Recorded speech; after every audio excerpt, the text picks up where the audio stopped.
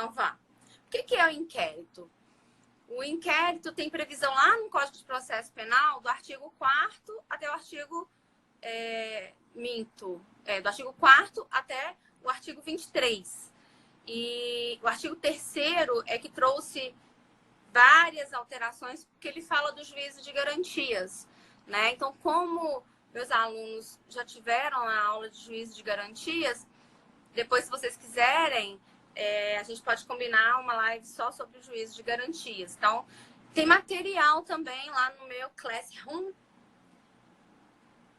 da turma do 7º, manhã. Então, o código tá lá no blog da Universo. Quem quiser pegar material, amanhã eu vou botar lá, vou colocar no Classroom exercícios para que vocês treinem, depois manda para mim, para a gente ver se vocês estão feríssimas em inquérito.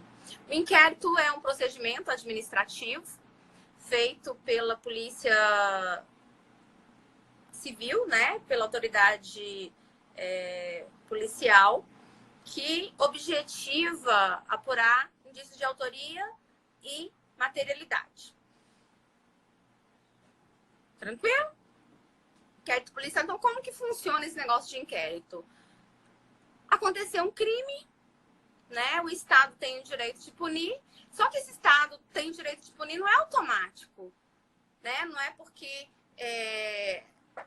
Samara está praticando tráfico que o Estado pode ir lá e de imediato condenar Samara, prender Samara.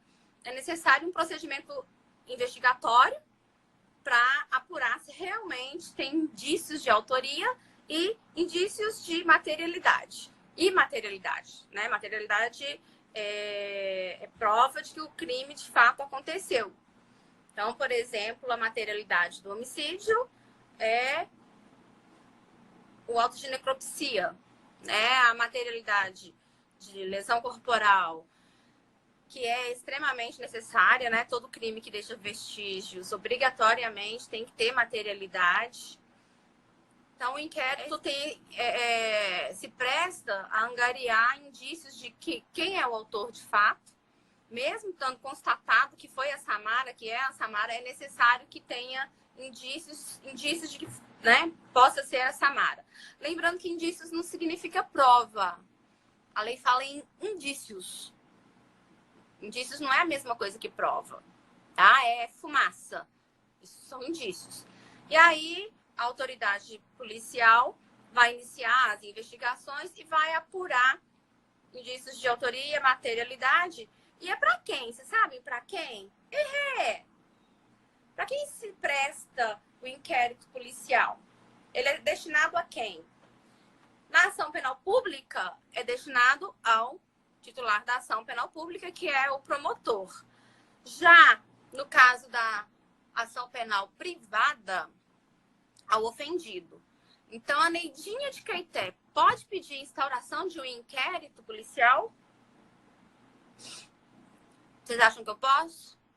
Eu, Neidinha de Caeté, posso chegar lá e falar, ó, eu quero que seja instaurado inquérito. Existe, sim, essa possibilidade, tá? Na ação penal privada. Então, por exemplo, nos crimes contra a honra, o ofendido tem o direito de requerer instauração de inquérito. Então, a destinação do inquérito é tanto o Ministério Público nas ações penais públicas, quanto o ofendido nas ações penais de natureza privada. Então, a finalidade é essa destinação. É importante que vocês não confundam inquérito policial com TCO. O que é TCO? Termo circunstanciado de ocorrência. O inquérito, ele objetiva investigar crimes cuja pena seja superior a 2 anos. Então, se a pena tem menos de 2 anos, se a pena é superior a 2 anos, inquérito policial. Se é inferior, né, crime de menor potencial ofensivo, crime de menor potencial ofensivo é lavrado um TCO. E aí, para quem vai fazer prova da ordem, tem informação importante. Por quê? Porque alguns crimes cuja pena não ultrapassa 2 anos, tem que ter inquérito policial. que é o caso de Maria da Penha, né? Quando há agressão em relação doméstica, familiar, tem que ter inquérito policial. Então, exceção. FGV, prova da OAB, gosta de exceção? Gosta. Então, tem que ter cuidado para não confundir, porque o termo circunstanciado de ocorrência, crime de menor potencial ofensivo, TCO, e não tem inquérito, tá? E a exceção, crime que envolve violência doméstica, tem que ter inquérito, por disposição da lei Maria da Penha. Tranquilo? A apuração de lesão corporal em veículo automotor é de ação penal pública condicionada à representação, não é isso? Então, vamos seguir na questão do inquérito. Se é lesão corporal, a ação penal é pública condicionada à representação, mas em sendo pública condicionada à representação, vai ser feito o TCO, e aí, na audiência preliminar, a vítima decide se quer representar ou não contra o seu agressor. Isso na hipótese de lesão corporal advinda de veículo automotor. Características do inquérito. O inquérito tem que ser escrito, tem que ser sigiloso. Aí, quando fala em inquérito sigiloso, o que é sigilo? Se está apurando, se está levantando indícios de autoria, é preciso sigilo, porque senão atrapalha as investigações, não é isso? E aí nós temos 2 pontos importantes. O primeiro ponto é que advogado tem sigilo quanto ao inquérito. O delegado pode me negar, enquanto advogada, acesso aos autos. Ei, Marielle. Não, o delegado não pode negar ao advogado acesso aos autos. O advogado, em qualquer fase da investigação, deve ter acesso aos autos. Isso está lá na súmula vinculante, número 14 do STF, né? Isso, Josi. É súmula vinculante. Também está lá no Estatuto da OAB, que o advogado, artigo 7º, né, do Estatuto da OAB, que o advogado tem pleno acesso, pode fazer cópias. E aí vocês têm que ter cuidado, porque às vezes chega lá na vara de inquéritos de Belo Horizonte e o juiz despacha no sentido de concedendo vista sem direito de tirar cópias. Isso está errado, tá? Porque é possível tanto acesso aos autos de inquérito para o advogado em qualquer fase da investigação, quanto também é possível ele reproduzir, ele fazer notas do inquérito. Simulação. Tem uma fase do inquérito, lembra do caso do Bruno, goleiro, do caso da Isabela Nardoni. Na fase de inquérito acontece a simulação dos fatos. Para tentar aproximar, né? Se o inquérito se presta a apurar a verdade, o que aconteceu, então existe previsão legal para simulação dos fatos. E aí eu pergunto o seguinte: eu sou obrigada a participar? Não, né? Vamos usar o termo técnico, porque pode sim, Yara. Pode tirar foto do inquérito, sim. Se falar que não te permite tirar, cabe representação ao STF. Cabe sim. Então, a simulação. Eu sou obrigada a participar da simulação dos fatos? Não sou obrigada, porque eu não sou obrigada a produzir prova contra mim mesma. Não é isso? Agora, se eu sou intimada a comparecer, eu tenho que comparecer. Tá? Mas eu posso comparecer. Isabela Nardoni. Vocês lembram que ela esteve na simulação dos fatos, mas ela não participou. Ou ela participou? Não lembro. Mas a Isabela Nardoni também é um caso em que houve a simulação dos fatos. Então, é obrigado a comparecer, mas não é obrigado a participar. O inquérito, ele é inquisitivo. O que significa afirmar que o inquérito é inquisitivo? Significa que não cabe contraditório, né? Época da Inquisição, eu cismo que você é bruxa, jogo na fogueira sem saber.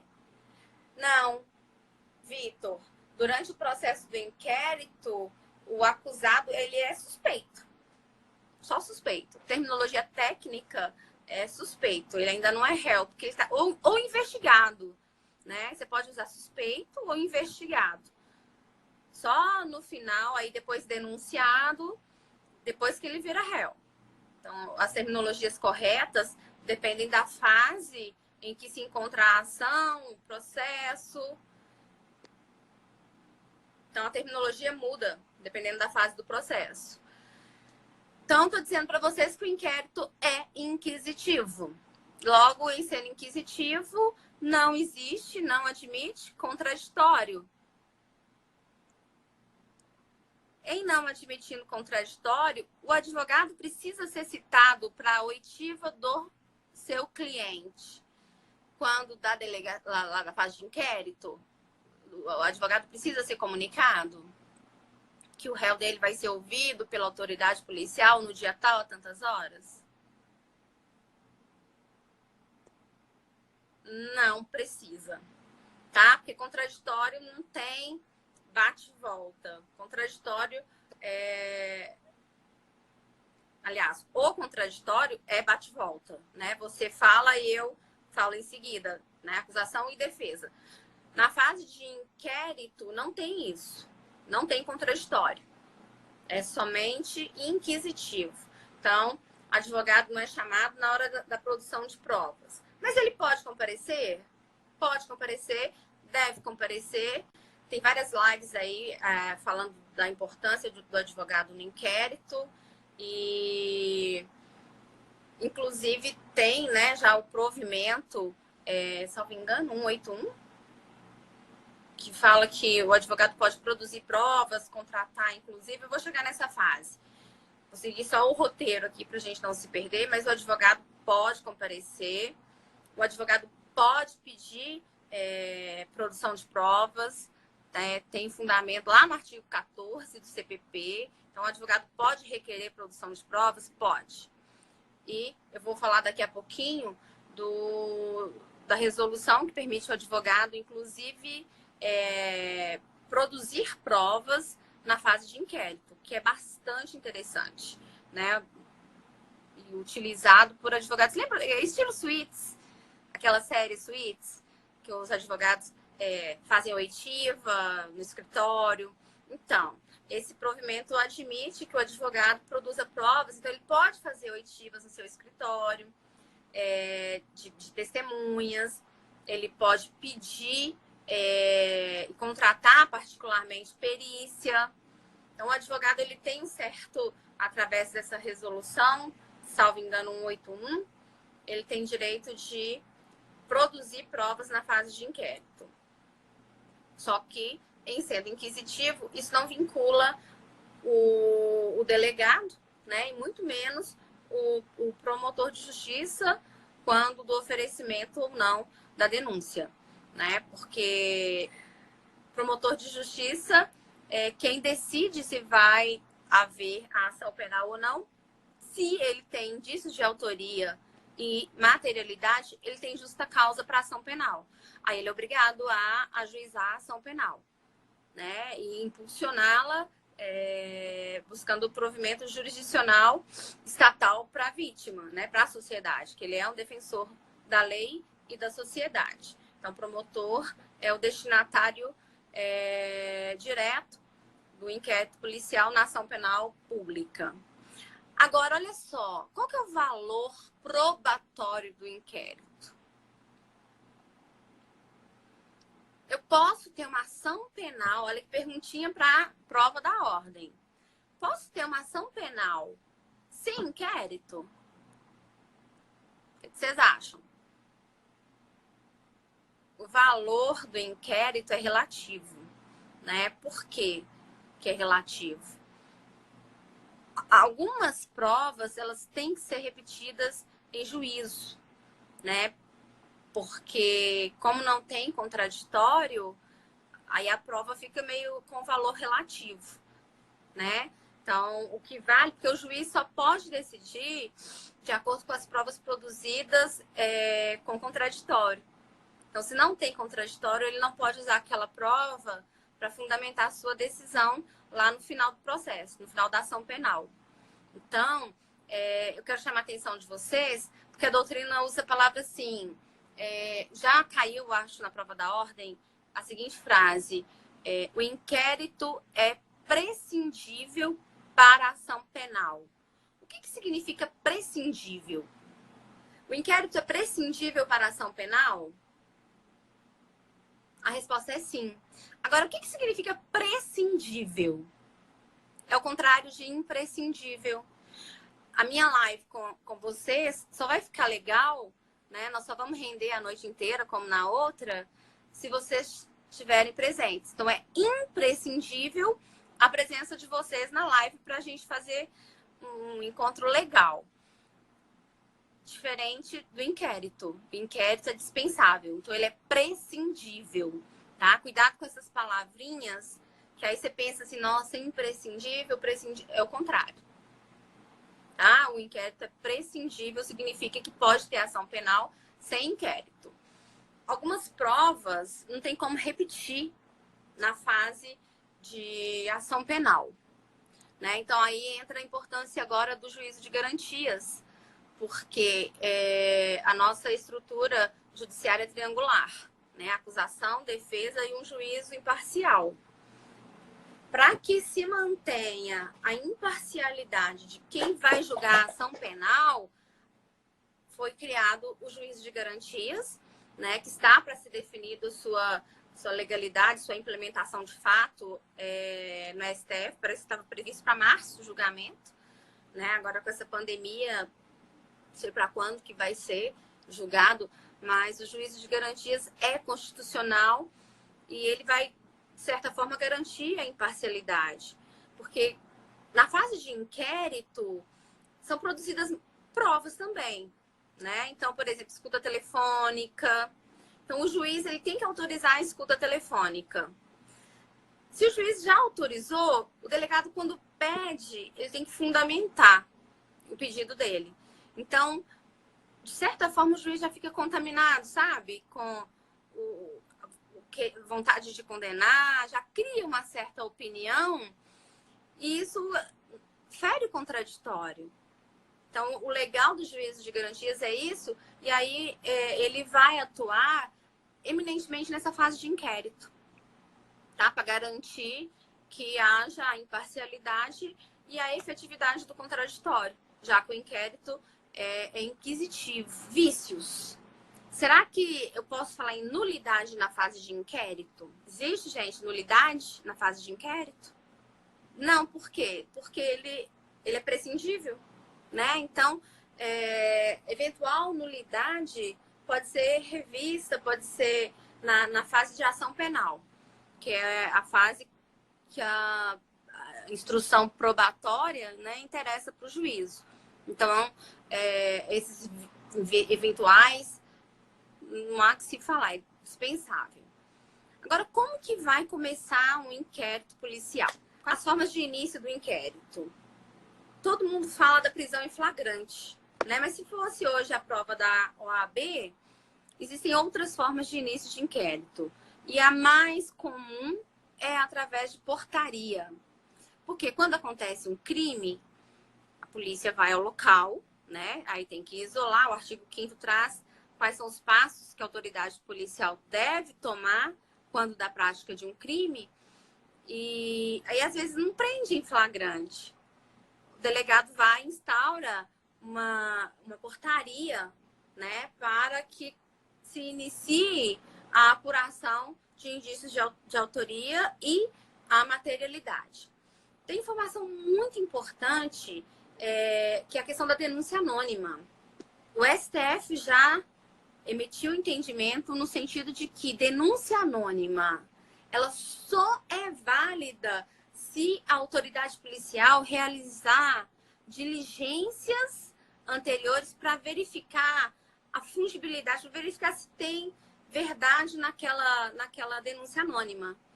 Porque antigamente era muito comum se iniciar uma ação, um inquérito policial, e aí julgava lá, através de denúncia anônima, chegou ao conhecimento dessa autoridade que aconteceu o crime X, né? Então, fica meio que esquisito a questão da denúncia anônima. Então, se a autoridade policial não mencionar no inquérito, advindo de denúncia anônima, que realizou diligências preliminares para verificar a veracidade daquela denúncia anônima, tem nulidade, tá? Então, isso é uma informação que eu julgo, sim, de extrema importância e acho que pode ser cobrado muito em prova da OAB, sim, né? Porque todo mundo acha que é comum, não, fez a denúncia anônima, a autoridade policial tem autonomia para apurar.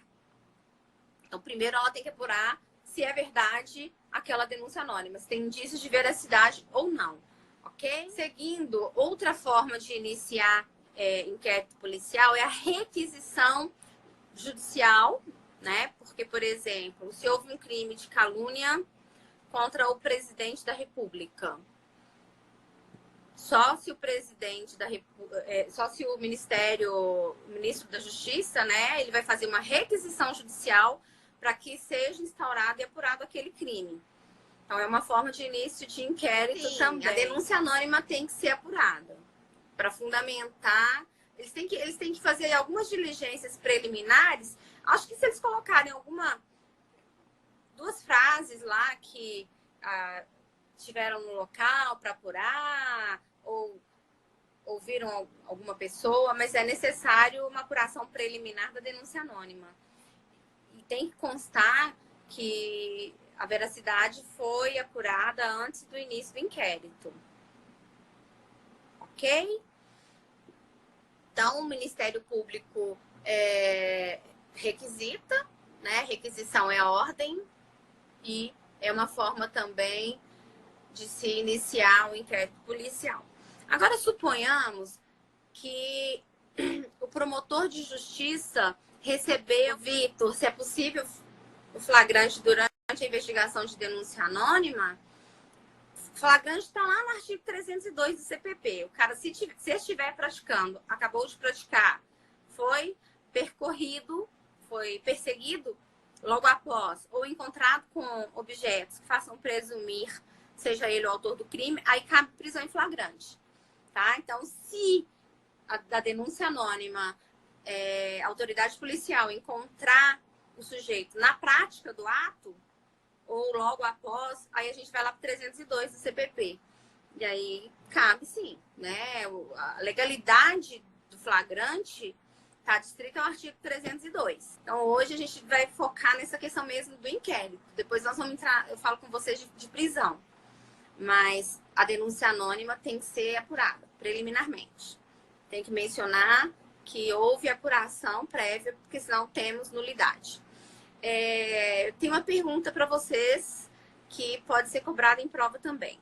Se o Ministério Público recebe uma notícia de crime praticado por prefeito, ele pode requerer se o promotor recebe uma denúncia de que o prefeito está praticando crime.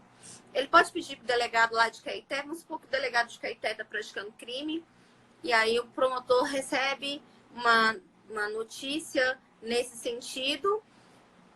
O promotor de justiça pode fazer.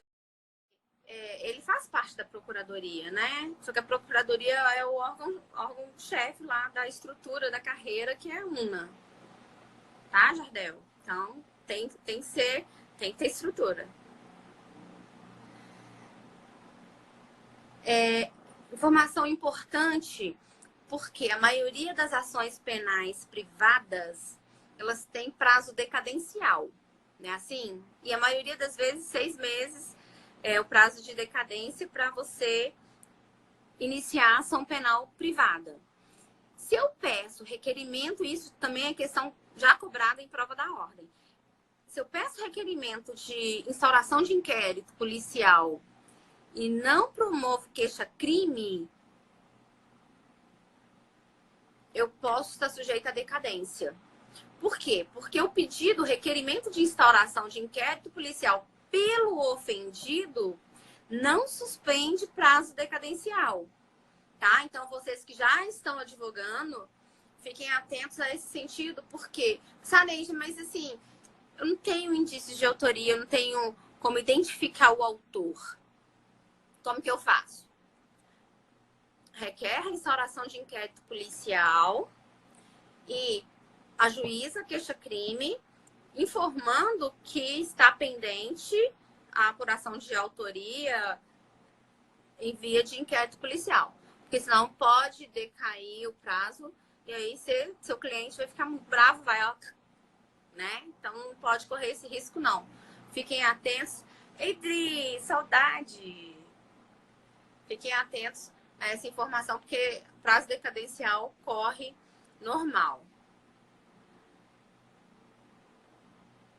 E aí sim, né, a última hipótese de início de inquérito policial é a prisão em flagrante, tá? Então, temos a portaria, temos a requisição, né, que é do Ministério Público e do Ministro da Justiça, que fazem requisição. Temos a questão da denúncia anônima, que tem que ter uma apuração prévia. E temos o auto de prisão em flagrante, que é o mais comunzão, né, do dia a dia aí, é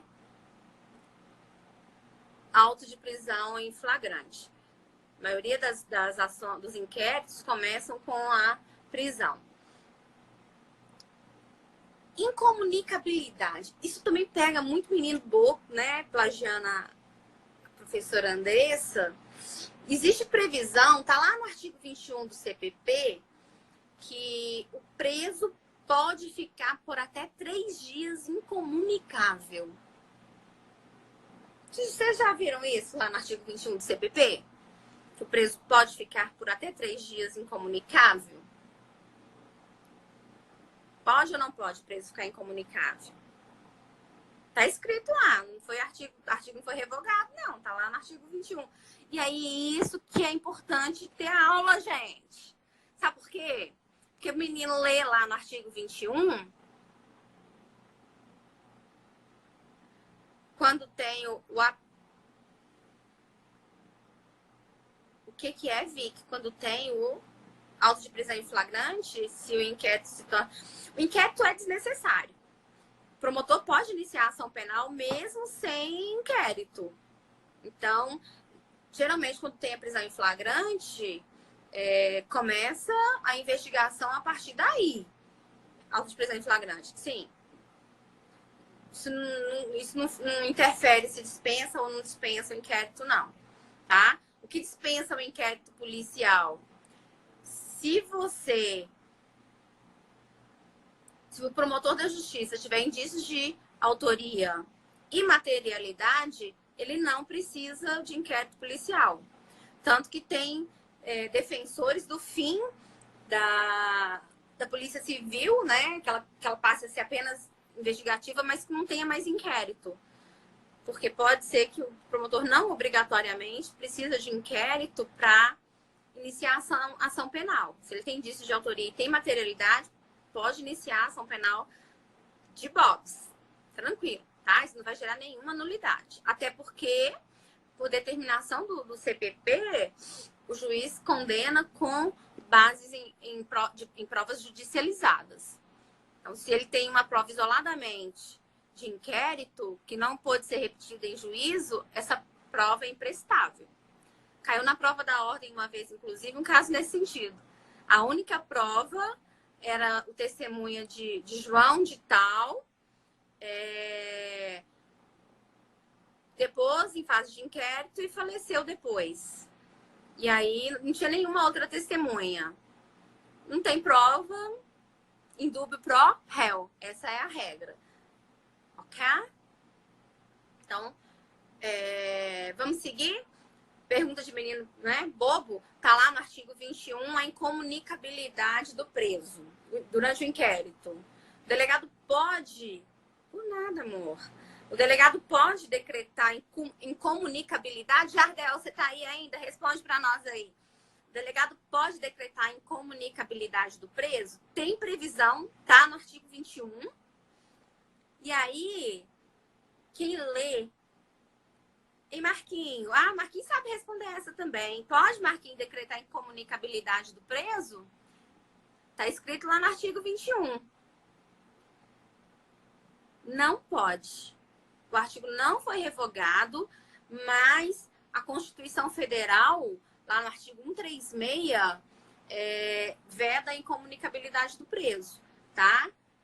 Só em vigência de estado de defesa é que é possível, né? Aí é situação especial que retorne essa época que é horrorosa da incomunicabilidade do preso. Então, não há que se falar em incomunicabilidade do preso. É inconstitucional. Sim. Não só defensor, porque quando acontecia de se decretar incomunicabilidade do preso, o defensor sempre teve acesso. Mas a incomunicabilidade no geral, né? Isso é inconstitucional, então não pode ser decretada de jeito nenhum. Não tem eficácia, Vitor Chagas. Tá lá, tá previsto, tá escrito lá. Então, quem lê o artigo vai ficar assim, nossa, existe incomunicabilidade do Brasil ainda? Só que a resposta é não, porque é inconstitucional decretar incomunicabilidade, tá?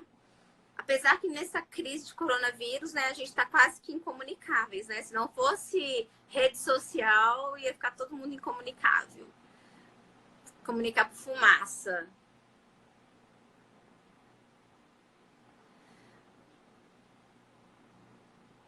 Não existe Não.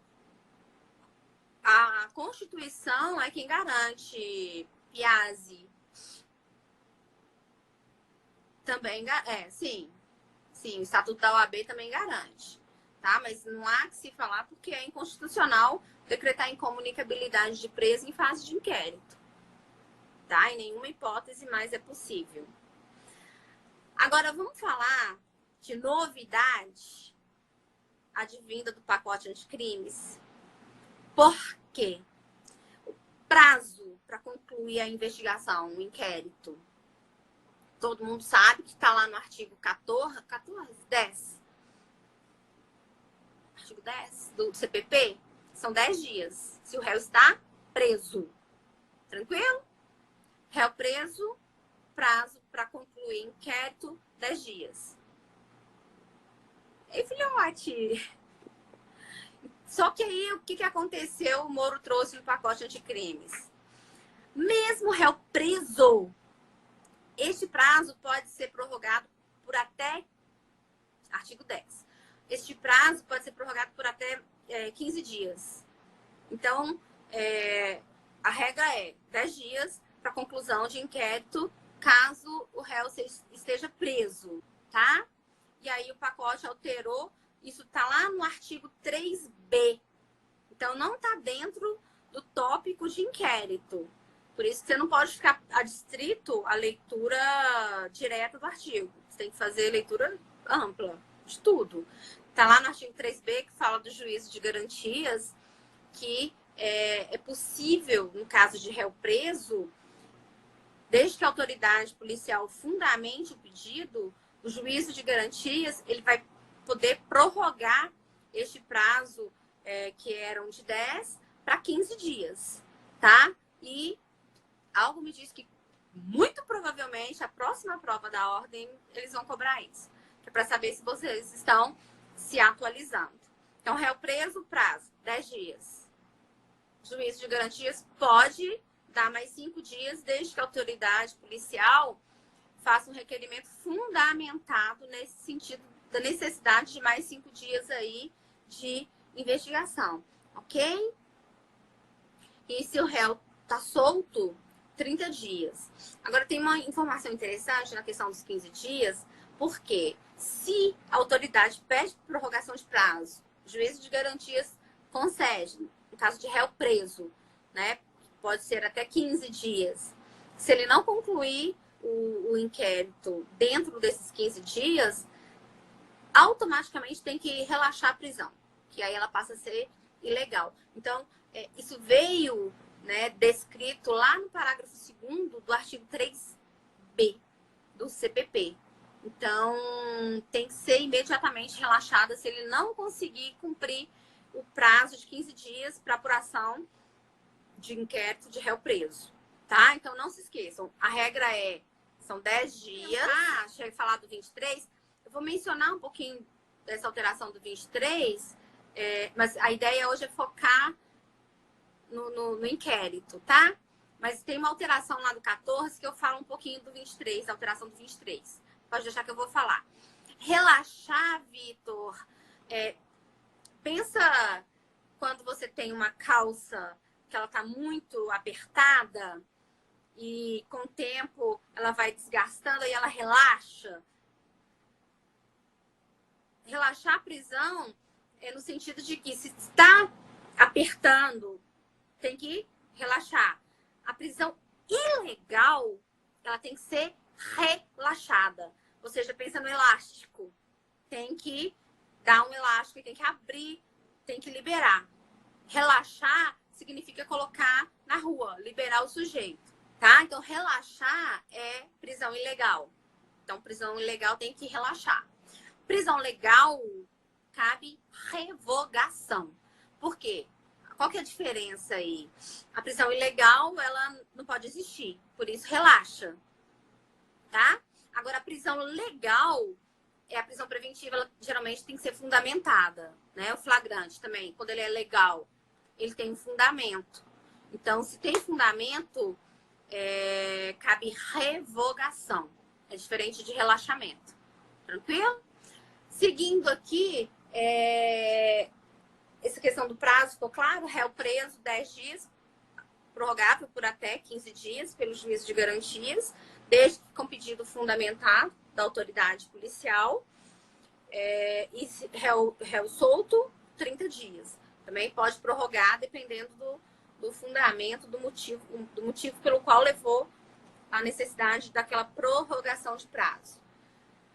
Tem prazos diferenciados, né? Na live de lei de drogas eu falei que lá a previsão para réu preso na lei de tóxicos é de 30 dias e 90 dias se ele está solto e com a possibilidade de dobrar esses prazos. Então, a regra geral é de que o inquérito seja concluído, réu preso 10 dias, até 15 prorrogável.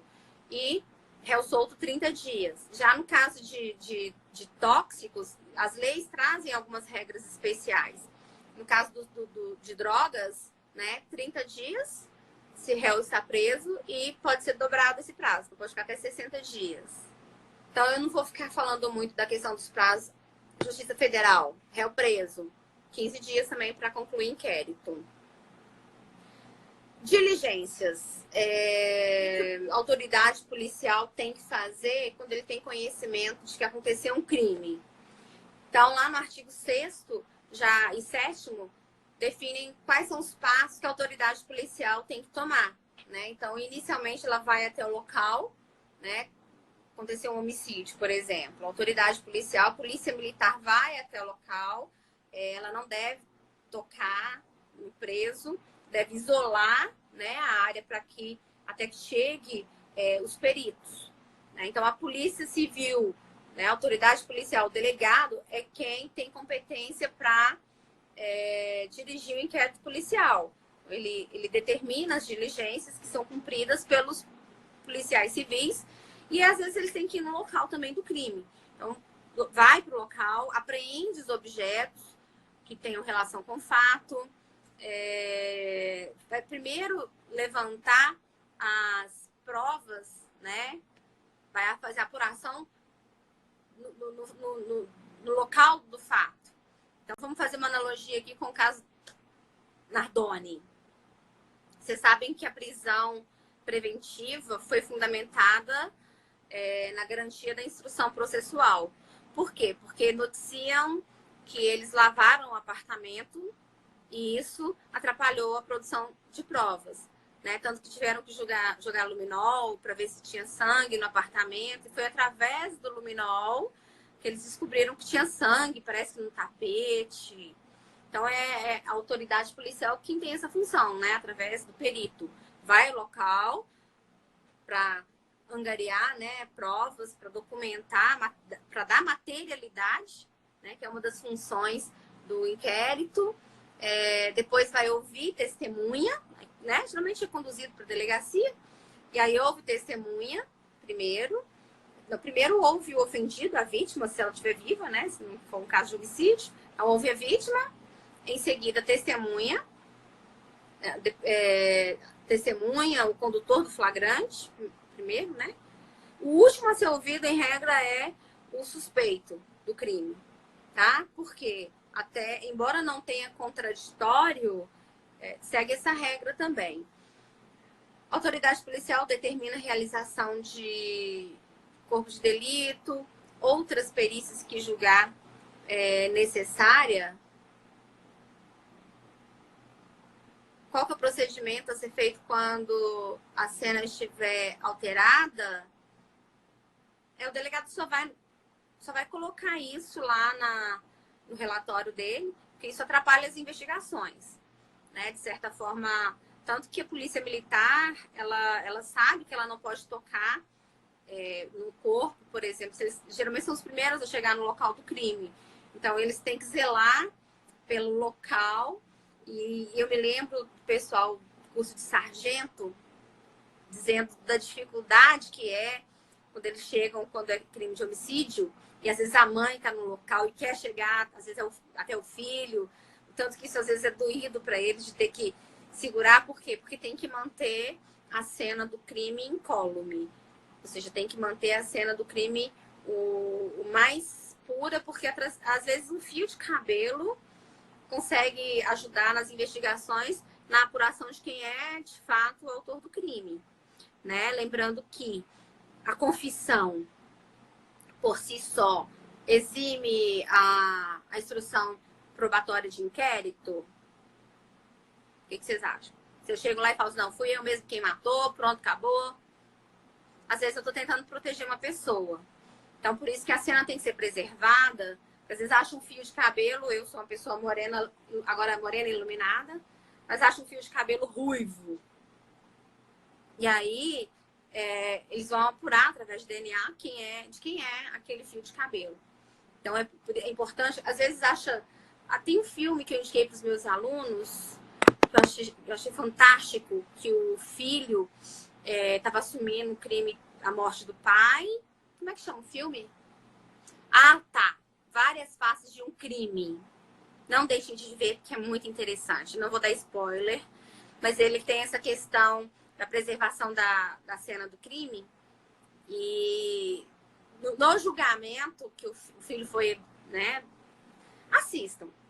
Mas tem um detalhe no tapete onde estava o corpo que mostra quem era o verdadeiro autor do fato. Então, por isso que a cena do crime ela tem que ser preservada. Quem faz, né, é função da autoridade policial preservar. Tá? Então, chega a polícia militar na cena do crime, coloca aquelas fitinhas, sabe? Verde com amarelo. Verde não, Neide. Preta com amarelo. Sabe? E aí protege a cena para que não haja ação. E aí vai o perito, né? Quem tem a expertise para fazer esses levantamentos e descobrir quem de fato praticou aquele crime, né? Então, no caso de homicídio, esse filme é ótimo. As várias faces de um crime. Vale a pena assistir, viu? Já que nós estamos de, né, Big Brother, né, presos dentro de casa, essa é uma indicação interessante, porque vai ajudar vocês a entenderem a questão do inquérito policial, da necessidade de preservação da cena, do local do crime. Ele vai identificar quem é o indiciado através de processo datiloscópico e juntar a folha de antecedentes. O que é esse identificação datiloscópica? Quando você vai fazer a identidade dedão? É isso, tá? A identificação datiloscópica. E tem uma informação também muito interessante, que tem algumas alterações do pacote anticrimes, que se o crime é de violência e grave ameaça à pessoa, tem que ter a identificação genética. Porque falta pouca coisa pra gente fechar.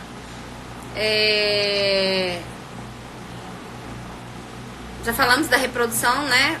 Você vai mandar material dessa aula. Tá lá já no Classroom, Adriana.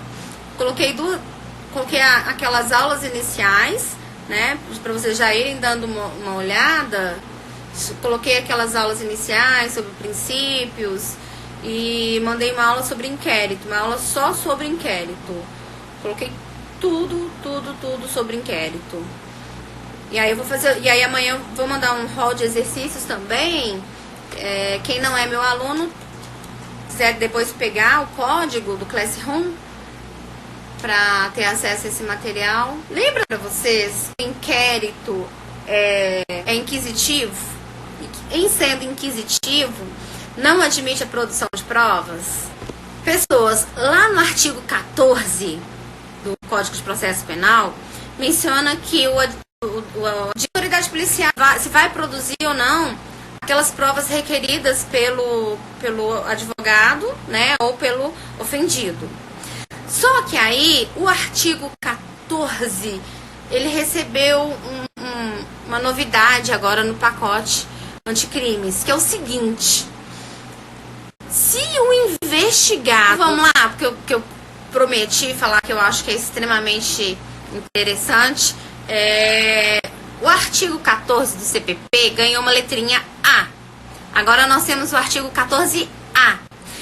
E lembra que eu falei que o inquérito é inquisitivo, que não tem contraditório?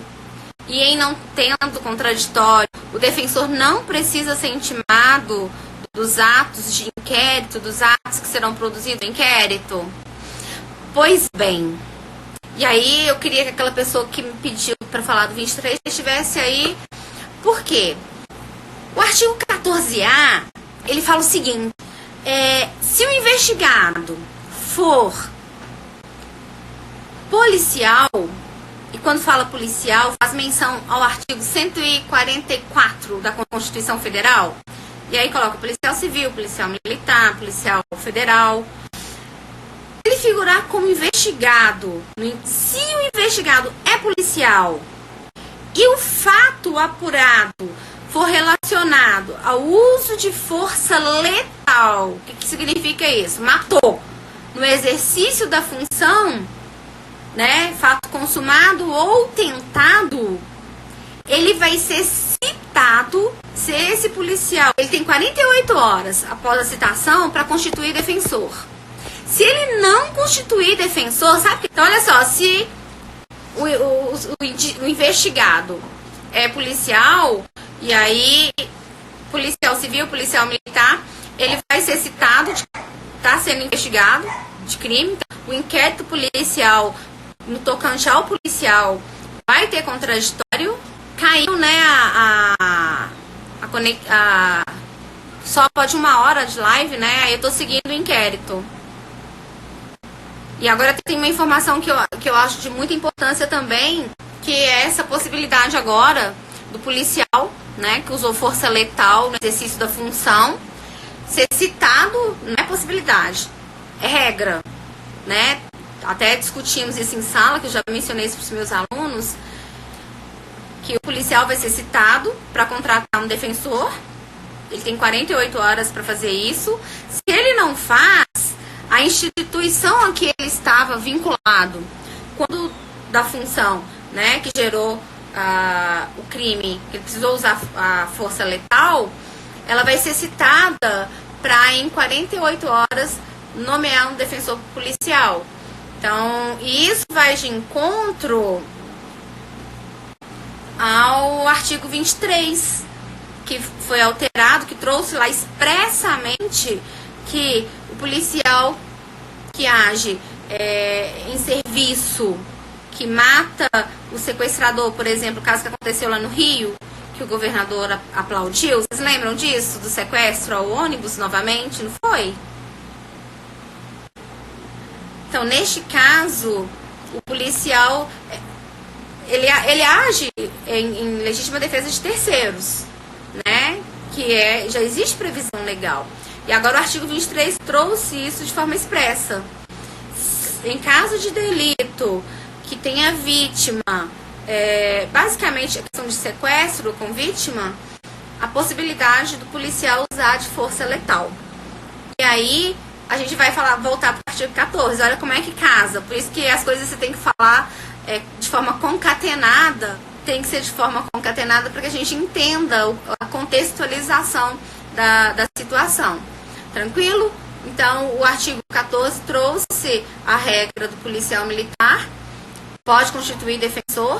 Então, vamos lembrar, né, para quem entrou agora, que o policial vai ser citado, pode constituir defensor em até 48 horas, por causa do artigo 23, né, que trouxe a legítima defesa específica agora do policial que estiver em atividade e precisar eliminar o agressor, né, se ele estiver sequestrando vítima, né, com vítima presa, a polícia pode usar de força letal.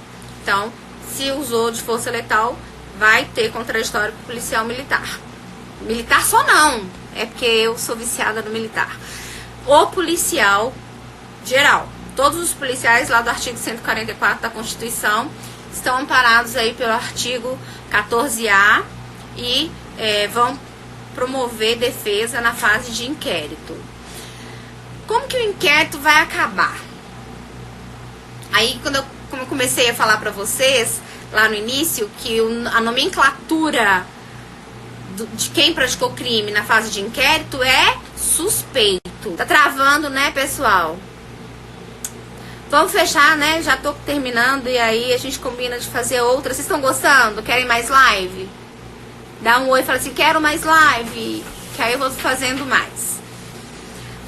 O inquérito termina com o relatório da autoridade policial. Este relatório não tem opinião delict, que é opinião delict, né? Opinião de que houve ou não crime. Fica a cargo do promotor de justiça, né? O delegado não tem essa função. Mas, quando eu estava dizendo no início das investigações do inquérito, o sujeito é chamado de suspeito.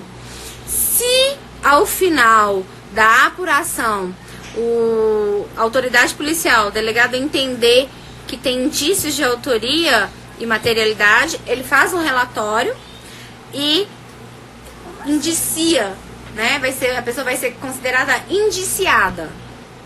E aí passa a bola para o promotor de justiça definir se vai ou não haver ação penal, né? Definir entre aspas, porque se tem indícios de autoria e materialidade, se tem justa causa para ação penal, ele é obrigado a ajuizar a ação penal, tá? Ele não tem escolha. É o princípio da obrigatoriedade, né? Biazinha tá aqui de novo, ó, pessoa. Tranquilo? Então, o relatório é o que coloca fim ao inquérito policial.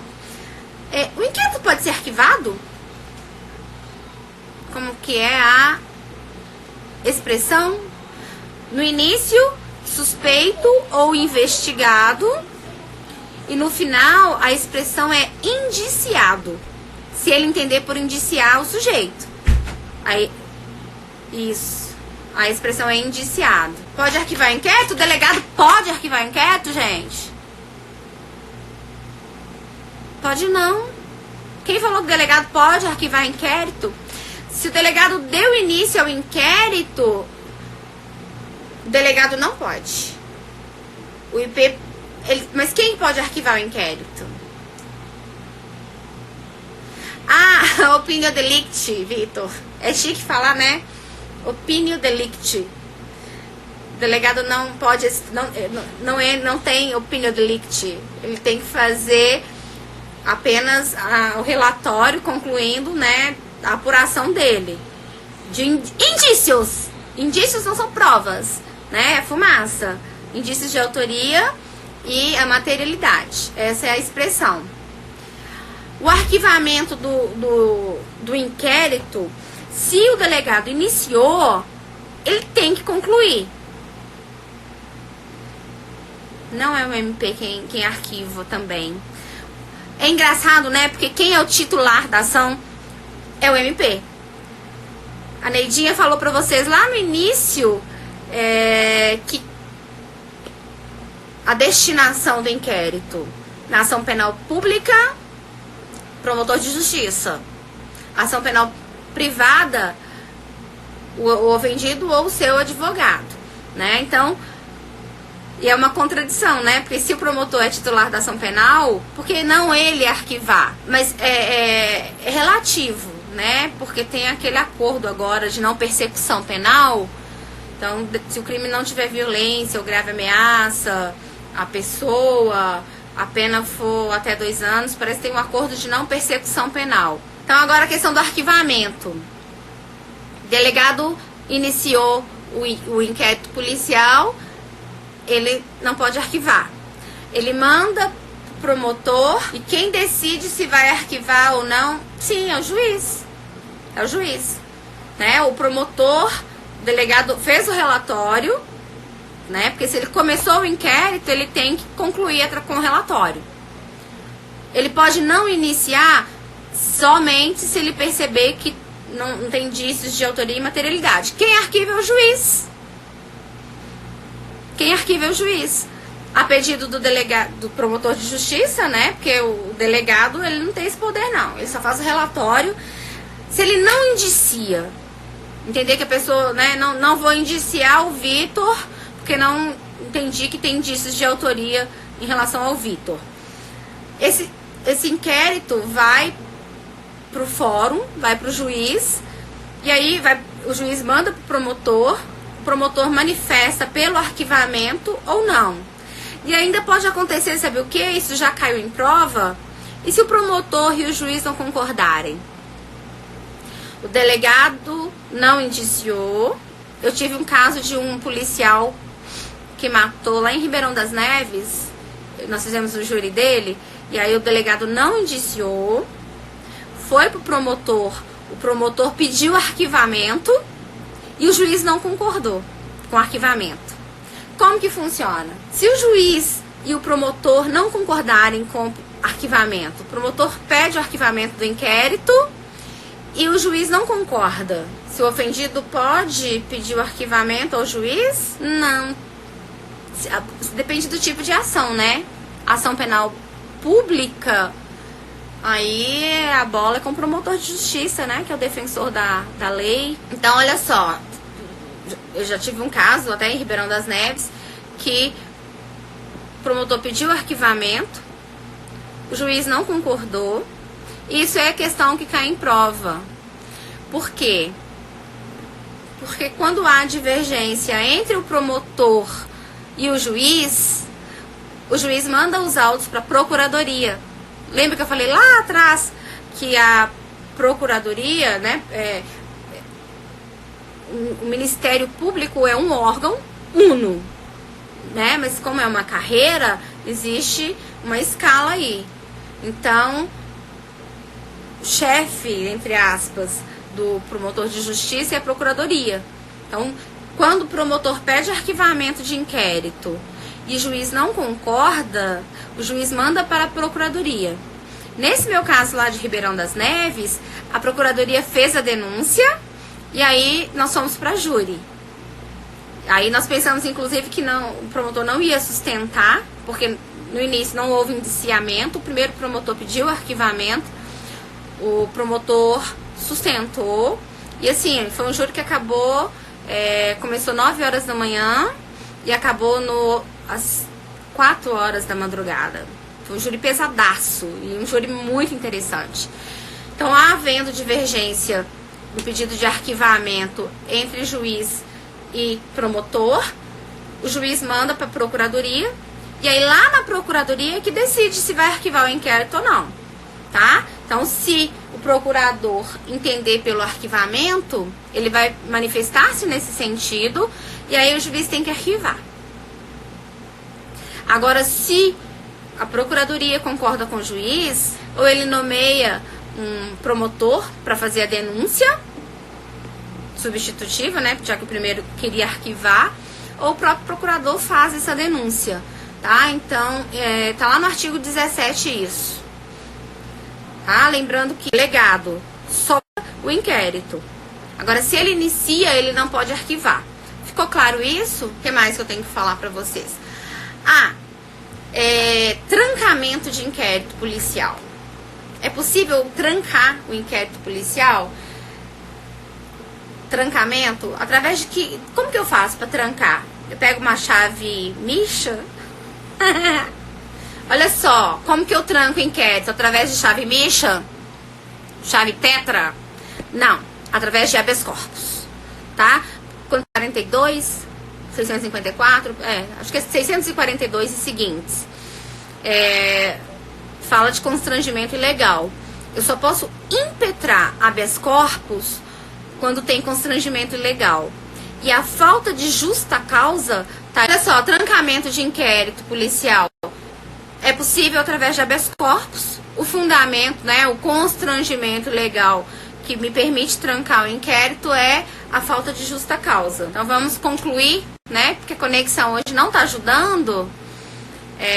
Trancar inquérito não é com chave Misha, não é com chave Tetra, não é com chave de roda, é através de habeas corpus, tá? Tem fundamento lá, quando não houver justa causa. Então, o advogado pode impetrar habeas corpus com o objetivo de trancamento de inquérito, né? Isso aí, Cíntia. HC se presta também a essa finalidade.